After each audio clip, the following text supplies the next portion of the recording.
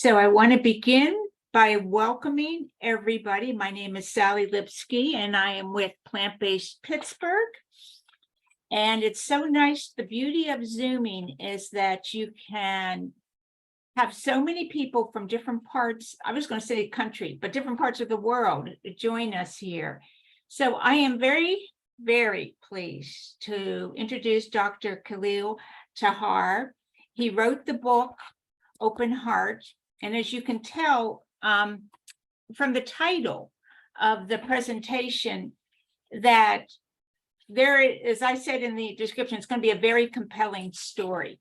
I introduced Dr. Taher as a physician, a heart disease survivor, an endurance athlete who started in his 60s, and a proponent of whole food plant-based eating, which really changed his whole way of medical practice. So having said that his current lifestyle, there's a story behind it. And so we're all fascinated to hear the story behind it.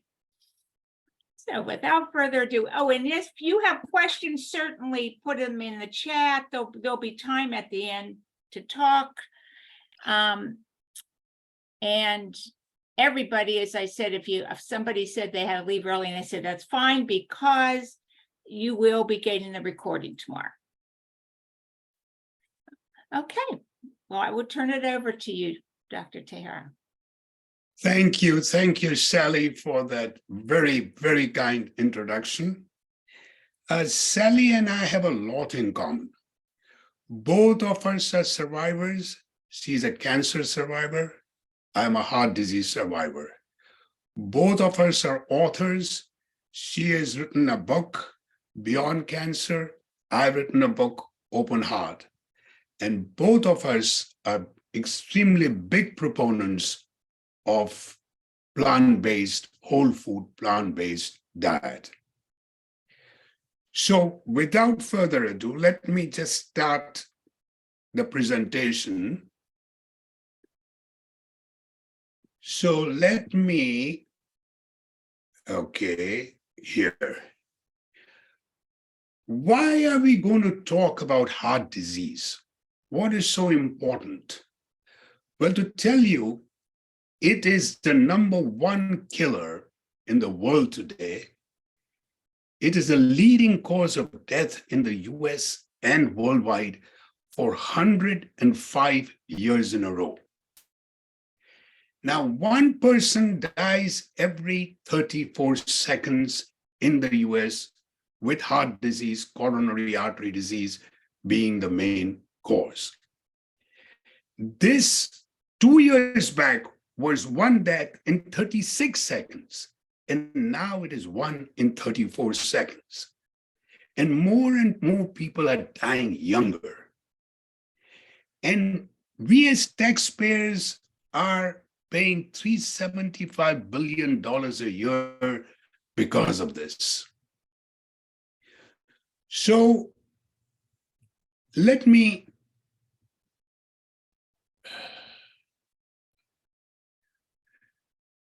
let's talk a little bit. This is the heart which is in our chest cavity, and this is the size of your fist. It beats 100,000 times a day, pumping 2,000 gallons of oxygenated blood to every organ and tissue in the body by means of arteries, the blood vessels, which are 50,000 miles running in your body. So if it does so much of work, like for example, in a person who's 70 years, his heart has already beaten 2.5 billion times. So if it is doing so much of work, this jewel needs to be looked after. It also needs oxygenated blood. So where does it come from?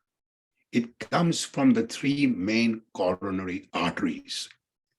They're called coronary arteries because they crown the heart.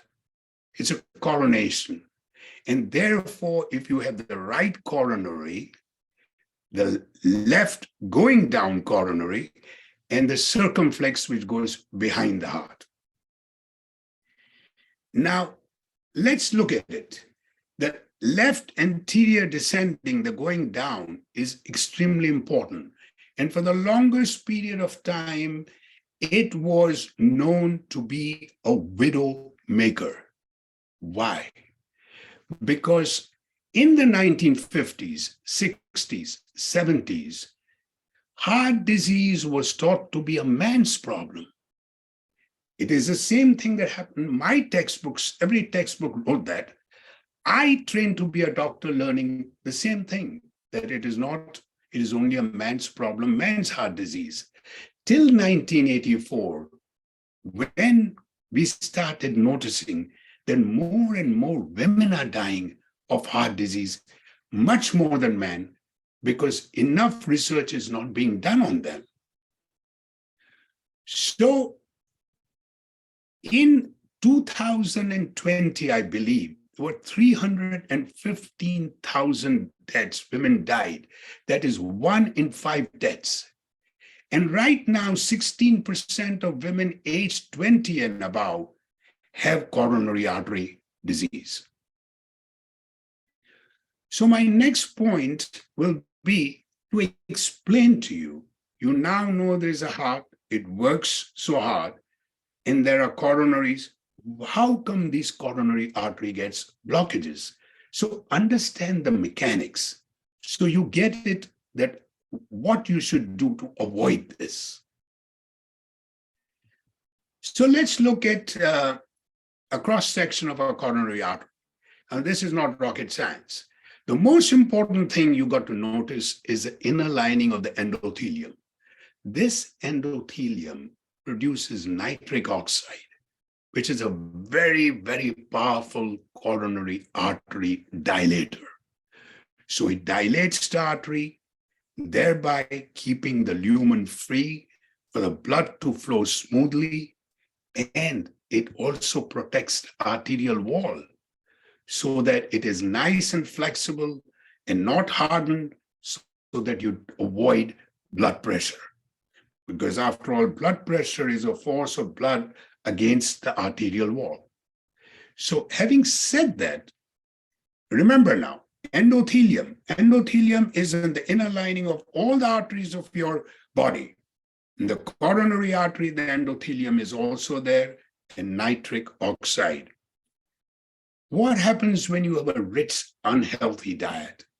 The standard American diet, aptly called the SAD diet, of your dairy, your eggs, your meat, your carbonated sugary drinks. Look at all this, bacon and sausages and pizzas, topped with dairy, cheese. Or if you have a junk food, vegetarian or a vegan diet, like we have it in India. What does this mean? Oils, processed foods, saturated fats, dairy, which is full of saturated fat, and cholesterol, and your sugar. And what we use that y'all do not use is what is called ghee. Ghee is nothing but clarified butter. It increases your oxidized cholesterol 10 times more than the usual oils. So if you have this diet, which was unhealthy diet, it damages the endothelial cells, the inner lining of the arterial wall. Now what happens? Out comes the culprits, the fibrin, the cholesterol, the calcium, and they start going up and form a plaque because endothelial is damaged. So they start forming this plaque, which takes years, decades to form. And it keeps on narrowing the blood vessel to an extent it reduces the blood flow so that you start getting chest pain. And this is what we doctors call it as angina. Now remember, folks, angina takes decades to form. This plaque takes decades to form. At the same time, new blood vessels are forming. And these are called collaterals. These collaterals go around, go distally, further away from the blockage over here, and give blood to the artery, coronary artery over here. So that way, your heart is never devoid of blood because your collateral blood vessels is still supplying distally the blood. A very little chance of getting a heart attack.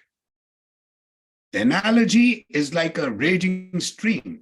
You want to put an end to it, you want to stop it, you put bricks, stones, pebbles, but water will have its own way of going under the stones, over the stones, sideways, and move forward. So with the blockage also, you can get collaterals and your heart will never be devoid of blood. But now you've got to understand this. Angina, the options may be there. In heart attack, there are no options for treatment. A heart attack happens when you're young, friable clots. It may be 40%, it may be 50%. And they form a clot, an emboli that goes and blocks a certain part of the heart suddenly. This, folks, is a heart attack when 50% die in the first heart attack. This is an emergency. You have to go to the emergency room. There they will do your EKG, your blood work. They'll find that you're having a heart attack. They'll take you to the cath lab. Your boom, boom, boom, your clots are removed, and you get your stents, or if that fails, you get bypass surgery. But what happened to me? I had angina. My plaques were larger, thick, containing calcium, scar tissue, and sturdier. They were unlikely to break or cause heart attacks. Two of my arteries were 98 to 99% blocked. But I did not get a heart attack. So, had I known then what I know and understand today, I would have looked for other options besides stents and surgery. Now, for a heart attack, yes, you need your stents, you need your surgery. For an angina, if you've got friends, family who's having angina in their 50s, 60s, there are options. And so we talk about what is the option is basically a whole food, plant-based, no oil diet. Now, this is a reversal of coronary artery disease. Some of you may have seen this coronary artery. This is a moth-eaten coronary artery of a patient who was Dr. Esselstyn's patient. In fact, he was his colleague, a surgeon, and he had multiple vessel disease and could not get at that time, a stent or a bypass surgery. It was not a candidate for that. And so they put him on a whole food, plant-based, no oil diet. And look what happens in 3 years. Coronary is completely dilated. So food is basically medicine. Apart from this, Dr. Dean Ornish recently did a study in which there were 30 patients that were terminal heart failure patients waiting for heart transplant, a donor. Well, during the wait period, all of them were put on whole food, plant-based, no oil diet. Guess what? The quality of life of all these patients who are waiting for a transplant got better, and 5 of them did not need a heart transplant. So what does this come to? There's a large international study from New York University and Stanford that invasive procedures like your stents and your bypass surgery are no better than diet, medication, and lifestyle changes, even in severe but stable heart disease. And Dr. John Cook of Stanford went a step ahead and said 50% of stents and bypass surgeries done in the USA are unnecessary.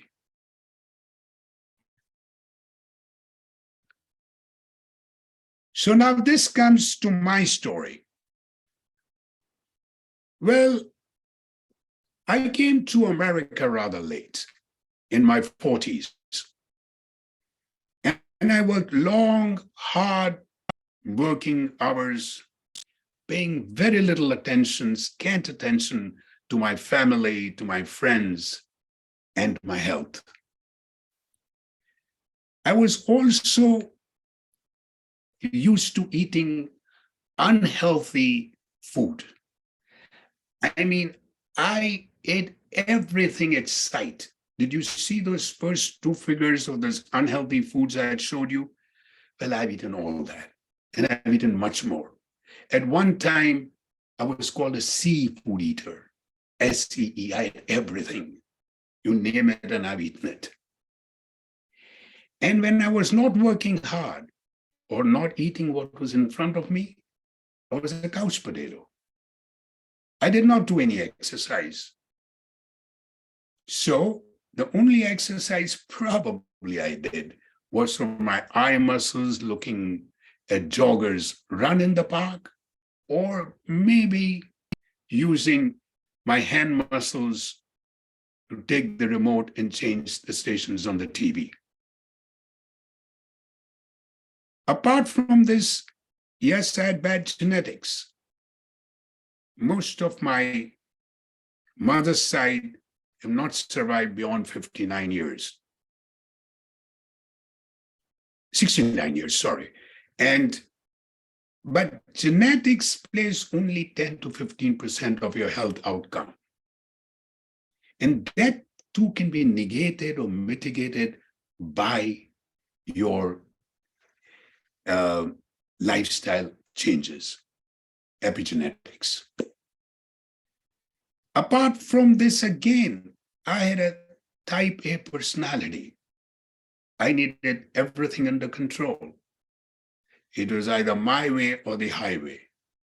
So what happens when you are undergoing all this? Stress sets in. You're not talking about acute stress. We're talking about the chronic stress where you have your cortisol levels high. And this sets in a motion of a lot of other things. So it was no surprise that heart disease came knocking at the early age, young age of 56.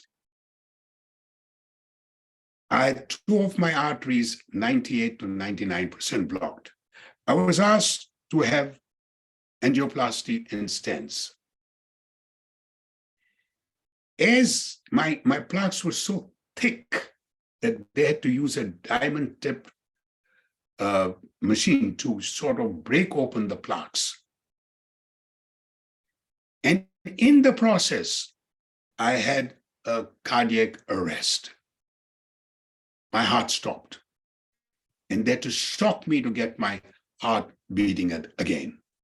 So this was the first time that I was near death. Now, listeners must be thinking, I bet Dr. Taher would change his ways after this. No, I did not. I continued my irrational, unhealthy lifestyle, and I was getting into depression. I was a doctor, and I was supposed to treat patients, not become one.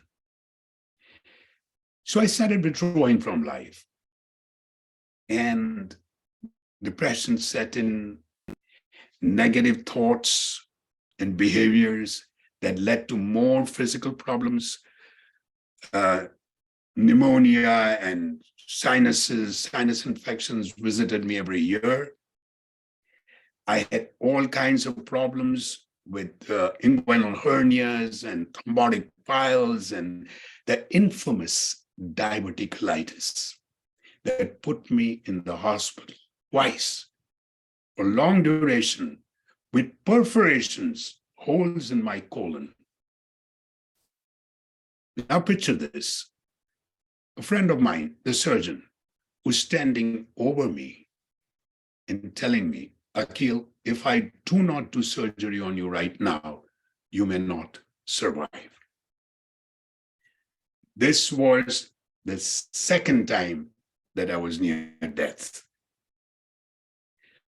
Well, I continued, this sort of lifestyle continued for 5 more years before I was back to the hospital, this time for an open heart surgery as my stents had failed. Mark my words, if all goes well, I will do a half marathon in a year's time. This is what I told the nurses in the ICU as they were wheeling me in for surgery. Of course, some of them laughed and humored me, and I don't blame them. And to this day, I don't really know why I said that at that moment. But looking back, I believe that that was the moment when I realized that I had only 2 options left: to continue this horrific end of life journey with an inevitable death at the end, or to make a conscious decision to really live my life, to get this setback into a comeback, to live my life with purpose, positivity, and passion, not just to survive, but to thrive. So my recovery was remarkable. I was on the treadmill on the 3rd day. I did not take any pain medications.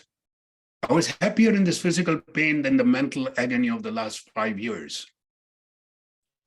And so I decided to keep the promise that I'd made to the nurses. This old-time couch potato who had never even done a kilometer took up to running. It was like a new child learning how to walk.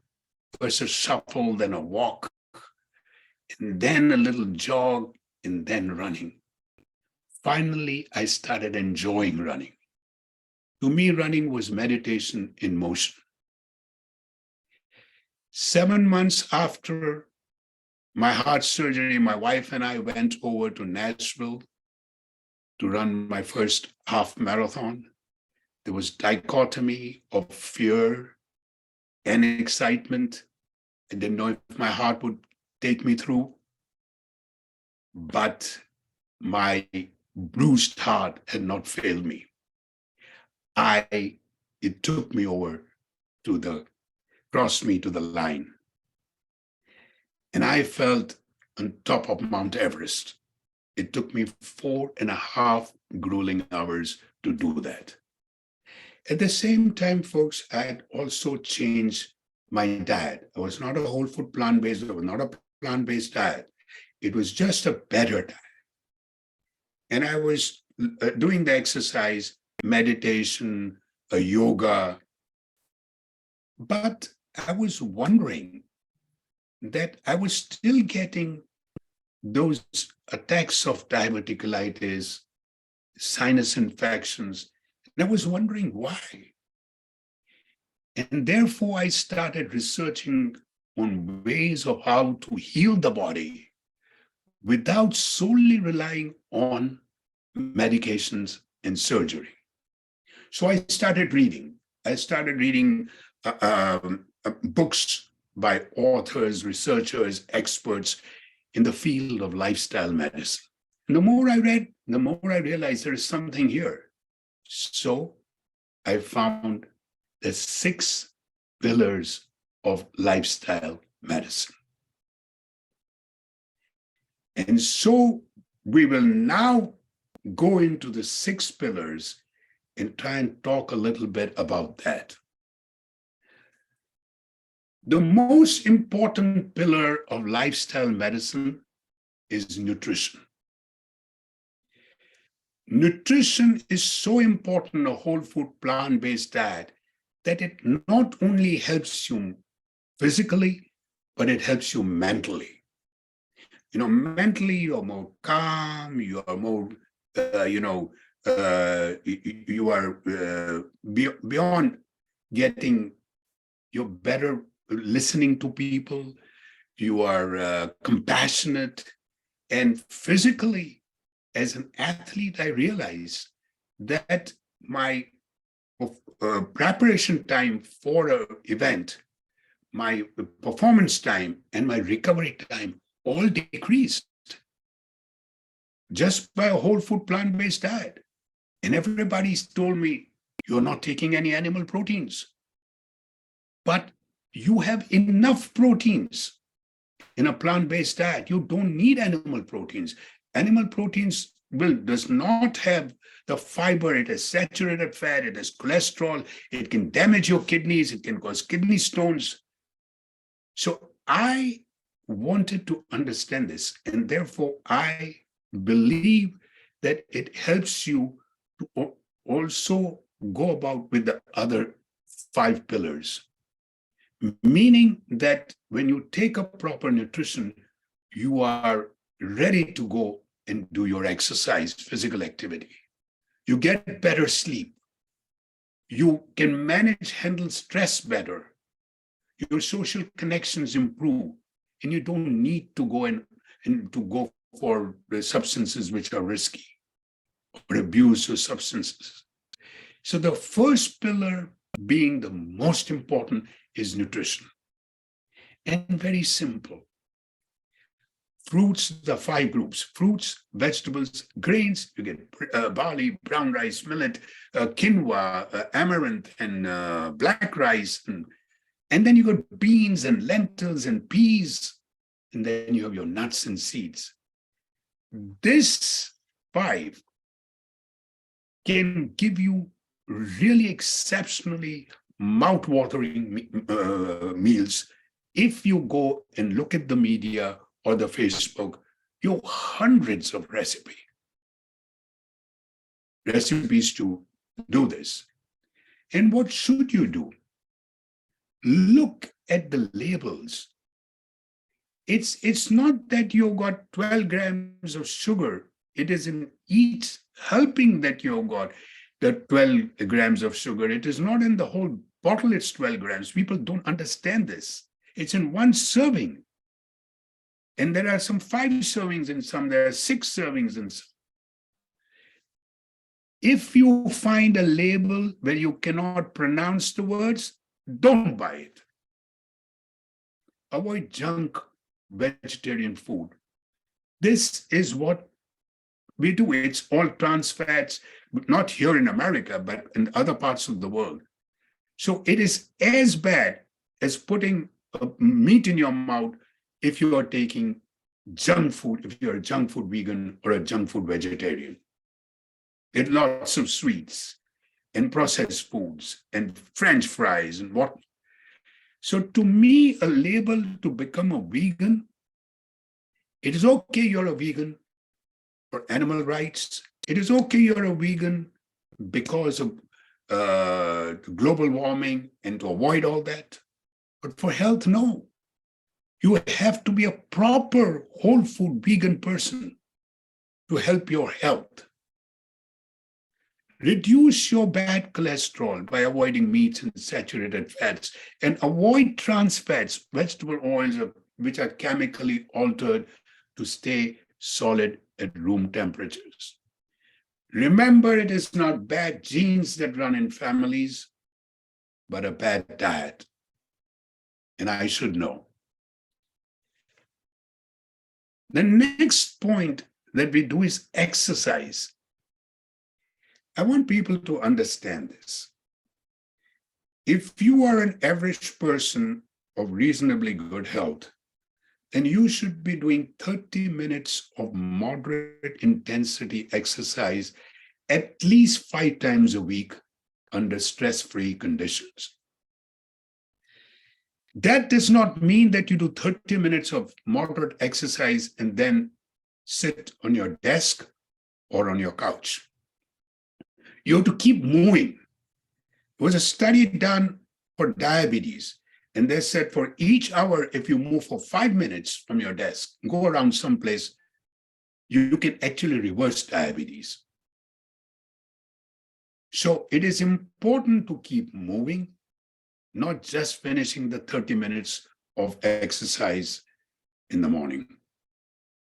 Again, if you are doing for cardio, then at least 10 to 15 minutes of that 30 minutes should be 70% of your maximum heart rate. And what is your maximum heart rate? 220 minus your age. Take for me, for example. I'm 75. So 220 minus my age would be about 140, 145. And 70% would be 105, 106. If I don't reach that for at least 10 to 15 minutes, then I'm not doing cardio. Now, apart from this, exercise does help because it increases your endorphins. And if you do continuous exercise, you will see your HDL go up. My starting HDL was 29. It has now gone up to 55. And what does exercise do? It increases the pumping action of the heart. And so it decreases the blood pressure. And once your blood pressure is decreased, your heart has to do less work. So your heart rate goes down. And your muscles can now pull oxygen from the blood without the heart doing more work. Now, exercise are endurance exercise that you can do biking and running and swimming and dancing. Then there are muscle strengthening exercises, especially for the elderly. I mean, how many times, when I've done that, I've gone to the supermarket and trying to park my car closest to the supermarket. And then when I'm coming back with the car, I'm pushing my car right up to the car. Park somewhere else, walk, carry those bags in your hand. You're getting muscle strengthening exercises. And then you have stretching exercises, especially in men. Men are more stiff than women are. So they need to do yoga, stretching exercises, balancing exercises, a heel walk, toe walk. And then finally, a patient of mine told me that as long as Dr. Taher, you can tie your shoelaces standing up, then you're in good shape as far as balance is concerned. And he's so right. So having said all these things about exercise, our third thing is what? Stress. Now I want you to just bear with me. This is not very difficult to understand. You have an autonomic nervous system, sympathetic nervous system, parasympathetic. What is a sympathetic? It is when you put your foot and push the gas pedal. Boom. What is parasympathetic? You put your foot on the brake and bring it back to normal speed. So what happens in the sympathetic overdrive of sympathetic nervous system? Your heart rate goes up, your blood pressure goes up, you start breathing heavily. This is good when you have an acute stress of somebody trying to snatch your purse or you're about to meet with an accident. This is a fight or flight response. So once this is over, your parasympathetic takes over and your blood pressure and your heart rate all comes down. But what happens if your overstimulation of the sympathetic nervous system ongoing, which happened in my case? Then you start getting your cortisol levels up. And your cortisol levels up, you start getting your appetite increases. You start eating more. You get obese. And then you got all kinds of problems. So The whole idea is, what do you do for a chronic stress? There are things in the beginning that you can start with: religion, spirituality, meditation, yoga, sky breathing. All these help you.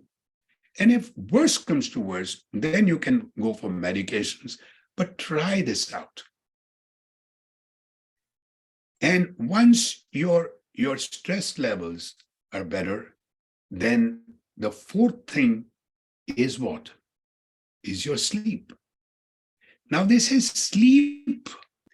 A Japanese study was done that you need 7 to 9 hours of sleep, restorative sleep.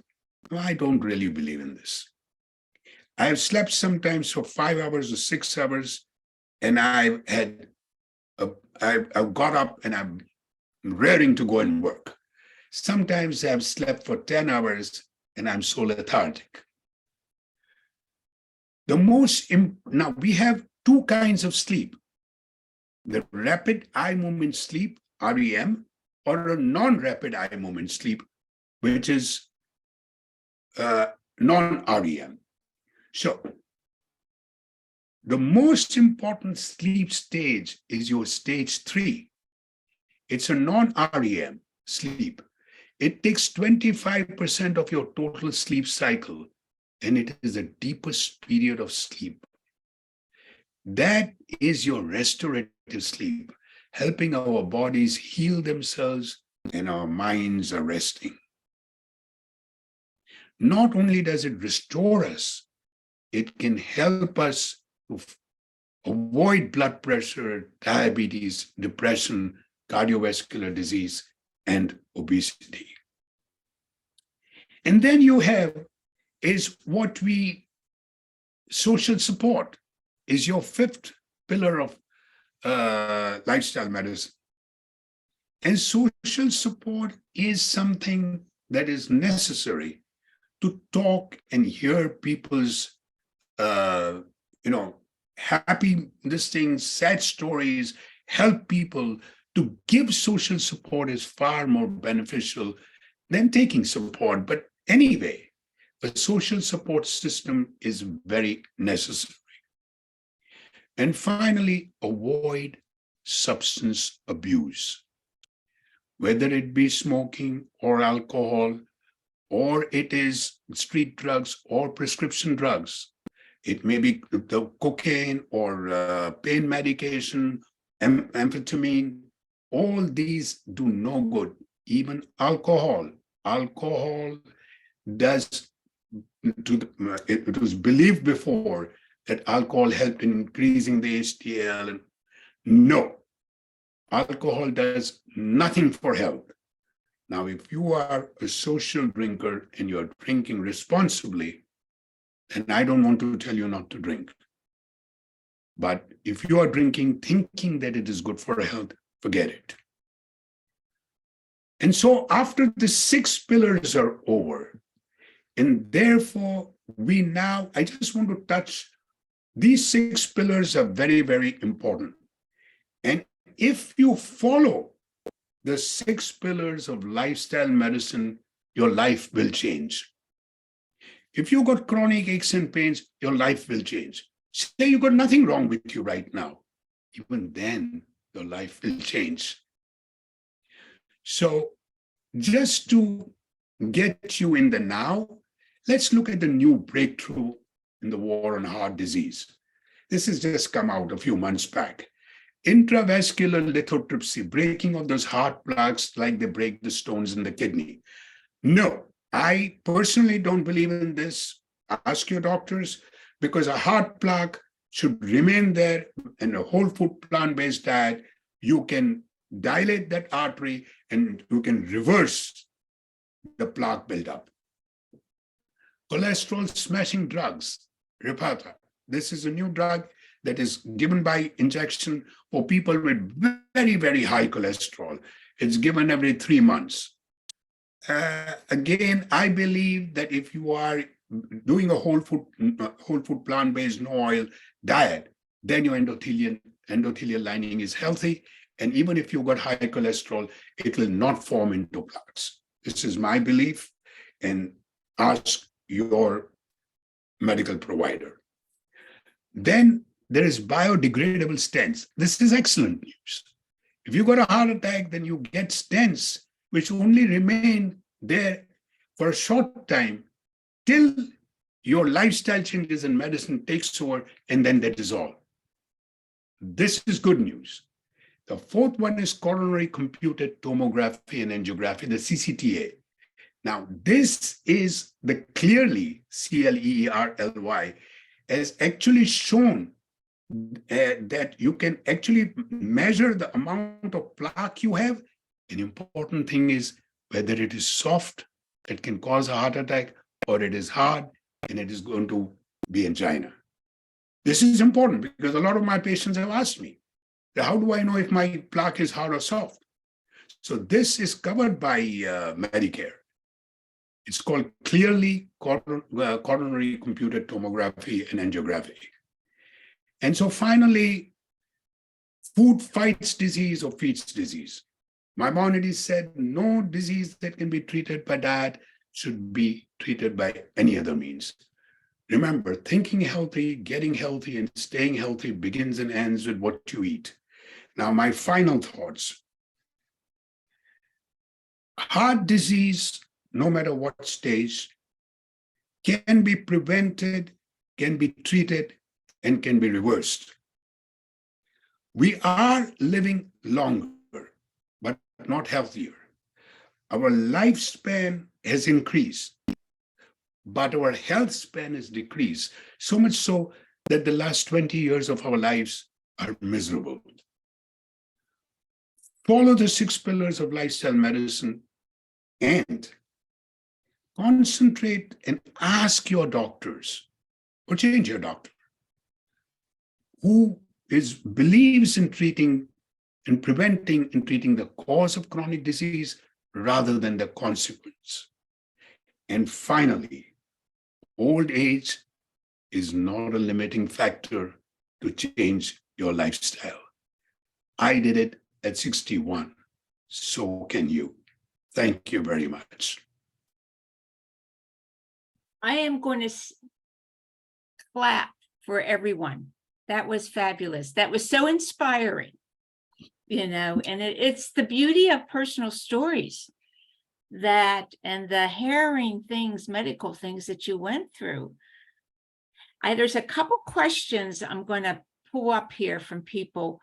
One of them is, when you were going through all these health problems, stents, and throughout, diverticulosis, did any of your doctors mention about diet and eating a whole food plant-based diet? Not a single person, ma'am. Things are improving right now. In a medical school, there are about 4 hours that you have to do each year on nutrition, which is 20 to 25 hours. In my time, of course, there was no nutrition. And right now they're improving. Things are improving. They're getting nutrition back into medical schools. So they don't know. I don't blame them, but they didn't know anything else. So not a single doctor that I came across told me. In fact, there was a non-doctor friend of mine who asked me, have you read Dean Ornish's book? Wow. Yeah. So that is what like I said, if I had known today what I Yes. know today, then I would have definitely not gone in for surgery and stents. Yes, it's different. Yes. Okay, Ronnie wants to know, you were saying, that a whole food plant-based diet can get rid of plaque in the arteries. Is that what you were saying? You see, there are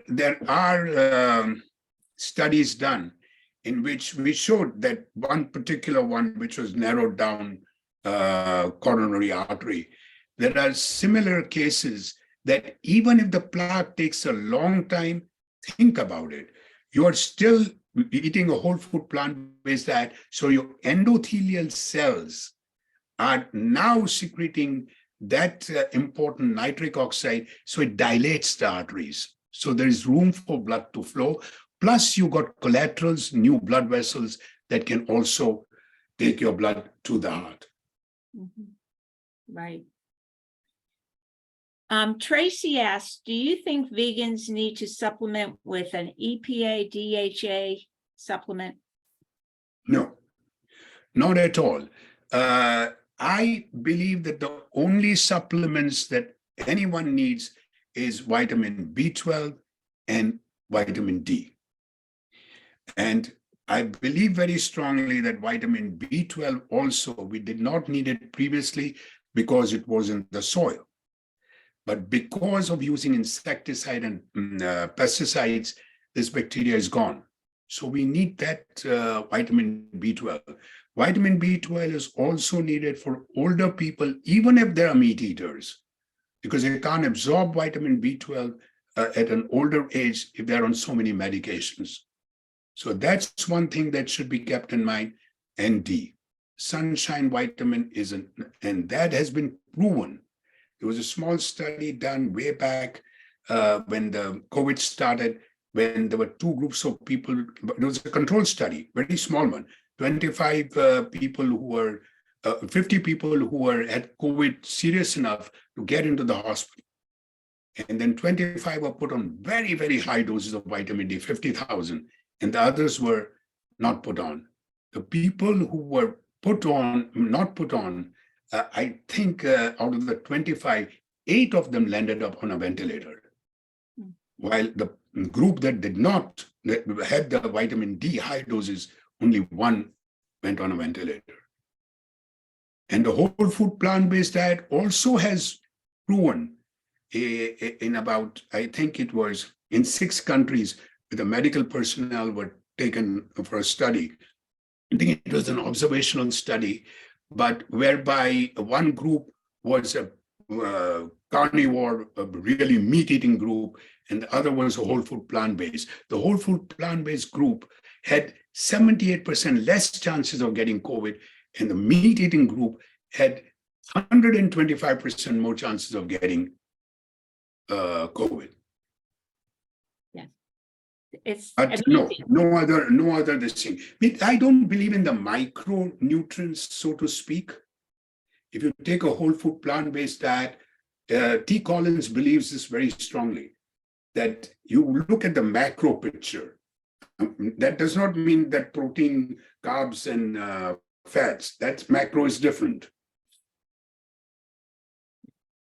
But it is just eating a multicolor, as you said, that synergy of nutrients. Absolutely. Half your plate should be fruits and vegetables. 1/4 should be your whole grains, and 1/4 should be your plant-based proteins. Okay. Wow. Any other questions here that I'm missing in the chat, or if you want to unmute yourself? We have a few more minutes. I have no problem staying over if anybody has questions. The last thing I want to do is not answer, or if I don't have an answer, we will both look up and then give you an answer. Yeah. Dr. So you are going to be, we were talking, you are going to be at the National Health Association. I'm just thinking where people can, since so many of them are different parts of the country that are on this. And you said you're going to be speaking in Cleveland at a library in June.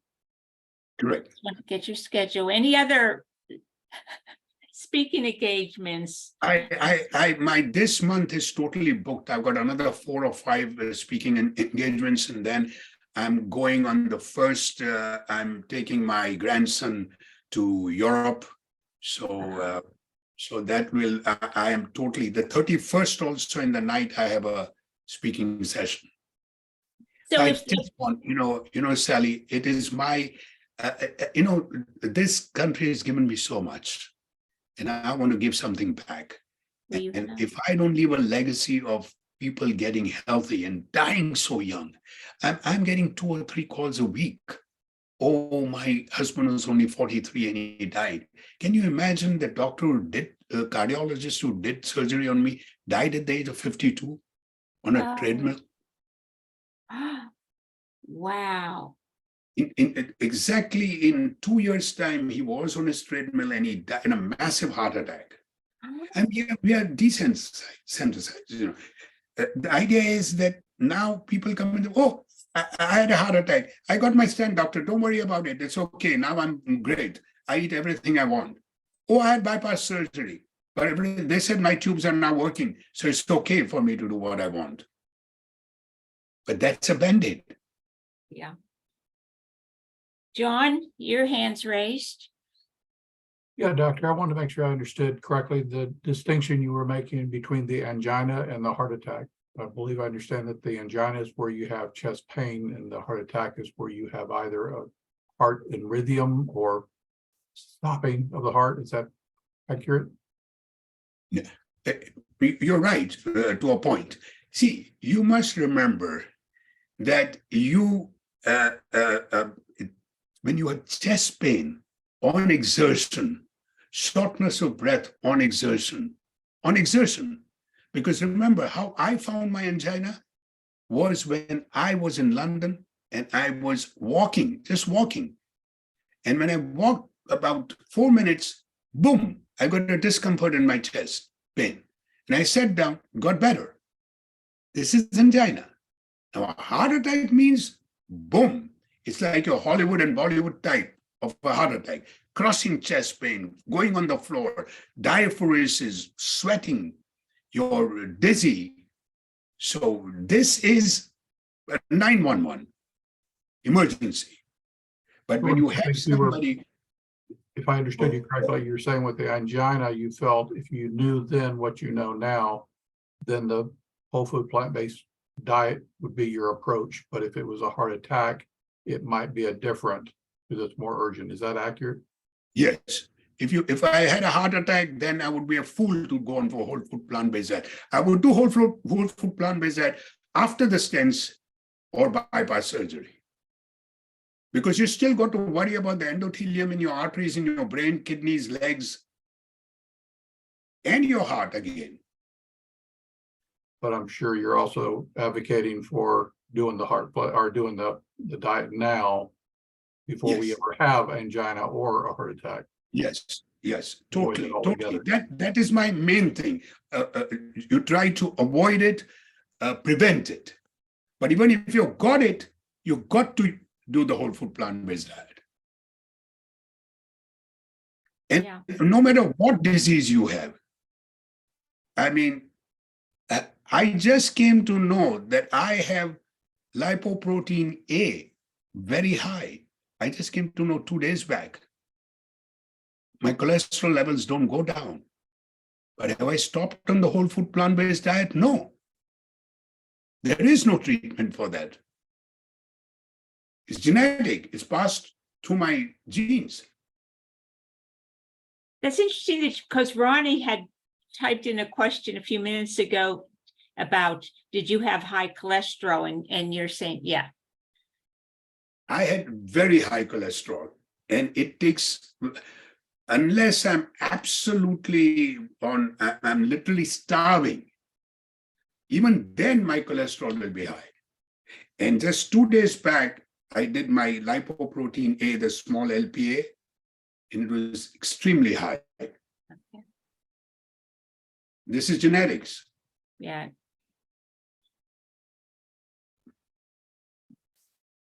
Excellent questions. Keep on coming. Keep them coming. Are your family members? Are they like your wife? Is she a whole food? Wife, my daughter, yes. They are vegans, and they're not very strict, but I am extremely strict. I'm not extremely strict, but I am more than they are. Mm-hmm. Do I cheat at times? Yes. But very rarely, when I have absolutely no other means. And do I drink? That's a question that has always been asked by, yes, I do. Again, I told you, It does no good for your health. But if you're social, drinking responsibly, then I would say go ahead. Right. Yeah. There's nothing Marcia, off the table. You can ask me any question about my health, my being. I have no problems. yeah, Marcia just put in the comment that she had arthritis and it's very painful. So she's strict about keeping that diet to get her, you keep your inflammation down, right, Marcia? Yeah. Because chronic diseases, Sally, have few things in common. The chronic diseases that we know today are your blood pressure, arthritis, diabetes, high cholesterol, obesity, certain cancers. Now, all these things have a few things in common. Inflammation, oxidative stress, overstimulation of the sympathetic nervous system, some distress to your gut bacteria and your genetics, the epigenetics. These are the things that are there in all chronic diseases. So if you take the whole food plant-based diet, everything, and shortening of the telomeres.